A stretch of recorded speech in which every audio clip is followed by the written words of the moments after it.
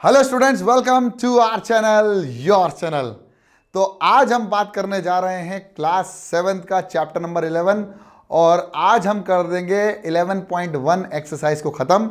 जिसने भी पुराने लेक्चर्स नहीं देखे, हमने पिछली क्लास में लेक्चर नंबर जो 3 डाला था उसमें हमने क्वेश्चन नंबर 6 तक कंप्लीट करवा दिया था, जो कि हमने ये आखिरी क्वेश्चन सॉल्व किया था, क्वेश्चन नंबर 6। जिसने नहीं किया है वो देख लो। और आज का जो हमारा मेन गोल, एम, उद्देश्य होगा वो होगा कि इस क्वेश्चन नंबर 7 और क्वेश्चन नंबर 8 को धांधू कर दें और गिली गिली छू कर दें। तो बिना देरी किए इस लेक्चर को शुरू करते हैं मेरे प्यारे बच्चों। पहला सवाल लेके आ गया हूं इस लेक्चर का, जो कि होगा question number 7 exercise 11.1 class 7 perimeter and area. पढ़ो question. The perimeter of a rectangle is 130 centimeter. The breadth of the rectangle is 30 centimeter. The if find its length, length निकालो और एरिया ऑल्सो निकालो। हाँ ठीक है, बहुत बढ़िया।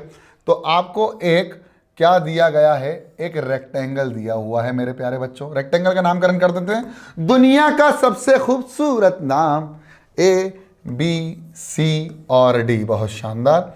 अब आपको दिया हुआ है पेरीमीटर, तो आपको दिया हुआ है पेरीमीटर, इसका मतलब सॉल्यूशन लिख रहा हूं और आपको तरीका भी बताऊंगा कि आपको कैसे लिखना है अपने एग्जाम्स में सही तरीके से। तो आपको सबसे पहले क्या निकालना है, लेंथ। तो आप लिखा लो let the length of the rectangle be x meter. अगर हमने लेंथ को x मीटर मान लिया है तो ब्रेथ कितनी दी है, and breadth is given as 30 centimetre. बहुत खूबसूरती से समझ में आ गई ये बात, क्योंकि दिया हुआ था।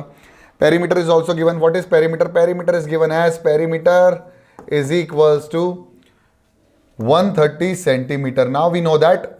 अब हमको क्या पता है, हमको सर ये बहुत, हम तो जानकार व्यक्ति हैं, पुनित सर हमको सब बता दिया है। पेरीमीटर का फॉर्मूला बताओ, जल्दी बताओ, कमेंट में लिखो। 2 इंटू लेंथ प्लस ब्रेथ। अरे वाह, मैं पहचान गया, तुम्हें पता चल गया।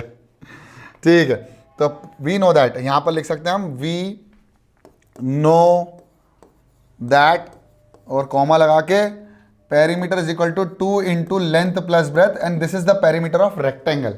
क्लियर? बहुत बढ़िया। Perimeter is given as 130 is equal to 2 into length की वैल्यू कितनी दे रखी है लेंथ तो निकालना है, लेंथ की वैल्यू x है, ब्रेथ की वैल्यू कितनी दे रखी है 30, तो लिख दो 30। अब 2 को डायरेक्टली यहाँ लेके जा सकते हैं, क्योंकि ये पूरे के साथ मल्टीप्लीकेशन में, तो यहाँ नीचे चले गया। तो 130 डिवाइडेड बाई 2 बराबर x प्लस 30। तो 2 1 2, 2 6 12 और 2 5 10, ये आ जाएगा 65। ठीक है, तो अब x की वैल्यू x प्लस 30 बराबर 65। तो x की वैल्यू जो हो जाएगी वो हो जाएगी 65 minus 30, and x will be equal to, कितना हो जाएगा, x will be equal to, इसमें से गया तो ये बचा 5 और ये बचा 3, तो आ जाएगा 30 सेंटीमीटर। मीटर में नहीं है, सेंटीमीटर में है। तो x की वैल्यू अगर 35 सेंटीमीटर हो गई है, तो अब हमारा लेंथ कितना आ गया, length, therefore length is equal to length of rectangle is 35 centimetre. अब हमको क्या करना है, ऑल्सो फाइंड इट्स एरिया। तो हमें पता, बहुत खूबसूरती से पता है कि area of rectangle is equal to length into breadth. अब यहां ध्यान रखना कि ये सेंटीमीटर स्क्वायर, इनकी यूनिट्स लिखना बहुत जरूरी है। तो लेंथ इनटू ब्रेथ कर दो। तो लेंथ कितनी आई है अभी 35, और ब्रेथ कितनी थी बेटा, ब्रेथ थी 30, है ना, 30 निकाली थी ना, हाँ सर 30 थी, तो ये दी थी 30, और इसका आंसर आएगा इन सेंटीमीटर स्क्वायर। तो आपका एक्चुअल आंसर आएगा 3 5 15, कैरी ओवर 1, 3 3 9, आ गया 10, और ये हो गया 0 एक ऐड, यानी 1050 centimetre square is the area of the rectangular plot which is given as the perimeter is 130 and the breadth is given as 30. We found the length of the rectangle is 35 and the area will be 1050 centimetre square. English वालों की English. हाँ sir, बहुत बढ़िया। Next question number 8, और इसी के साथ ये वाली एक्सरसाइज हो जाएगी समाप्त। और ये क्वेश्चन थोड़ा सा मजेदार है, तो आपको इसको बहुत अच्छे से पढ़ना है।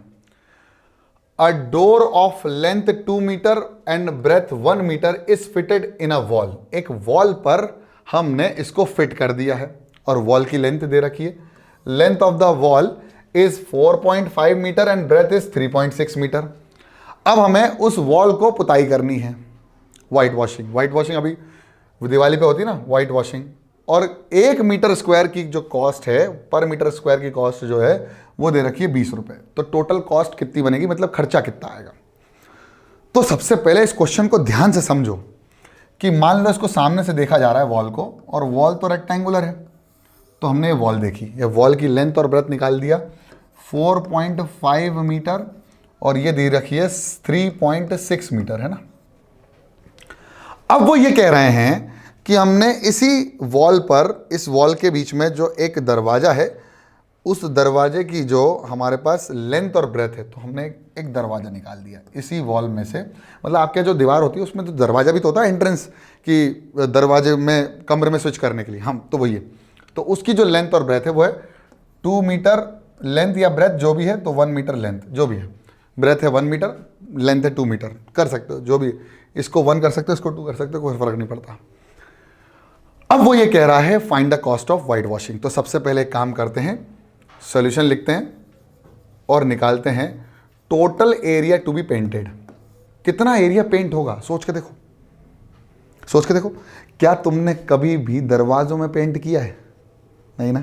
तो तुम्हारा जो पेंट करने का जो एरिया रहेगा वो पूरी दीवार में से, अगर मैं इस दरवाजे को निकाल फेंकूं, बाहर कर दूं, तो इतना एरिया मुझे पेंट करना है।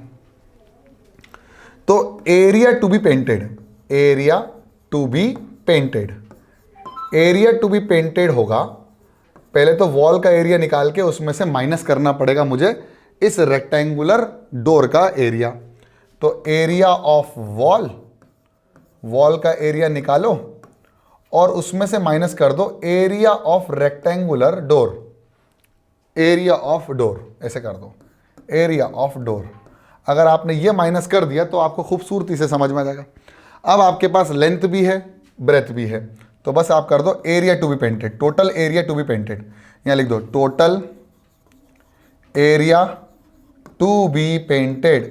पेंट करने के लिए जो टोटल आपको एरिया मिला है वो कितना मिला है, area of wall minus area of door. Area of wall कितना है, 4.5 into 3.6 minus area of door कितना है, 2 इंटू 1, तो ये कर दो 2 1 2, तो कितना आ जाएगा।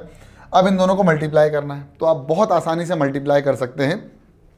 कुछ नहीं करो, यहाँ साइड में कर लो 4.5 मल्टीप्लाइड बाई 3.6। अब पॉइंट को ध्यान मत रखो, आप जैसा नॉर्मल मल्टीप्लिकेशन करते हो ना वैसे ही आपको करना है। 5 6 30 कैरी ओवर 3, 6 4 24 प्लस 3 27 इंटू करेंगे, 3 5 15 कैरी ओवर 1, यह आ जाएगा 3 4 12 प्लस 1 13। अब आप लिख देंगे 0, ये हो गया 7 5 12, ये हो गया 3 3 6 और ये हो गया 1। अब आपको कितने के बाद पॉइंट लिए, यहाँ एक के बाद है और यहाँ भी एक के बाद है, तो 2 के बाद आपको पॉइंट लेना है, यानी 16.2। तो ये आ जाएगा 16.20 या 16.2 माइनस 2 1 2। अब आपको 2 माइनस करना है, तो 2 के आगे पॉइंट लिखा है, यहाँ पॉइंट 0 हो गया, है ना। अब लिख दो कितने पॉइंट है, 2 0 लगा लो, बहुत बढ़िया। तो अब माइनस करना 16.20 को 16 पॉइंट में माइनस करना है 2 को, ठीक है। तो ये आ जाएगा 20 पॉइंट, 16 में से 2 जाएगा तो कितना बचेगा, 4 और 1 14.2। तो total area to be painted is 14.20 या 14.2 भी कर सकते हो metre square area to be painted. Now the important question is the total cost, कितना कॉस्ट आ जाएगा। तो वो बोल रहा भाई टोटल कॉस्ट कितना आएगा, अगर 1 मीटर स्क्वायर का 20 रुपए है तो हमें कॉस्ट निकालनी है। तो यहां देखो इंक चेंज कर रहा हूं, कंफ्यूज नहीं होने का, देखो ध्यान से। नाउ टोटल कॉस्ट कैसे निकलेगी, वो निकलेगी total area, total area to be painted multiplied by area, sorry cost of, इसको ऐसे मिटा देता हूं, यह आएगा cost of 1 metre square area. 1 metre square में कितना पैसा लग रहा है, टोटल कितना है, मल्टीप्लाई कर दो, कॉस्ट आ जाएगी। तो आ जाएगा टोटल एरिया कितना आया 14.2 मल्टीप्लाइड बाय 20 20, है ना। तो ध्यान से देखो, अब देखो ध्यान से, इसको पॉइंट हटाया, डिवाइडेड बाय 0, 0 से 0 कैंसिल, बचा 142 मल्टीप्लाइड बाय 2, 2 × 4, 2 4 8, 2 1 2 रुपीज़, यानी टोटल कॉस्ट जो आएगा वो आएगा 284 रुपीज़, जो उस वॉल को, उस पर्टिकुलर वॉल को पेंट करने के लिए लगेगा, जिस वॉल की लेंथ दी गई है 4.5 और ब्रेथ दी गई है 3.6, जिसमें से एक डोर हटाया गया है 2 सेंटीमीटर, 2 मीटर की लेंथ और 1 मीटर का ब्रेथ, जिसमें 1 मीटर स्क्वायर का कॉस्टिंग था 20 रुपए। टोटल कॉस्ट लगा 284। मैं सही हूं? 4.5 3.6 बिल्कुल सही। समझ में आ गया? फिगर मैंने बना दिया था आपके लिए, समझ में आ गया। इसके बाद हम बात करेंगे हमारे अगले लेक्चर की, जिसमें हम बात करने जा रहे हैं या हम करने जाएंगे अगले लेक्चर में 11.2। लेकिन आपको यह लेक्चर समझ में आ गया होगा, आई होप। तो बस इस लेक्चर में इतना ही। आई होप आपको समझ में आ गया। समझ में आ गया तो पसंद आ गया, पसंद आया तो लाइक कर दो, चैनल में हो तो सब्सक्राइब कर दो, वो लाल वाला बटन है उसको दबा दो, बस दबा दो यार, उसका स्क्वायर कर दो, क्यूब कर दो, जो भी है बस दबा दो, है ना। और अच्छा लग रहा है तो शेयर कर दो अपने नन्हे मुन्ने फ्रेंड्स और दोस्तों के साथ। तब तक के लिए पढ़ते रहो, बढ़ते रहो। जय हिंद।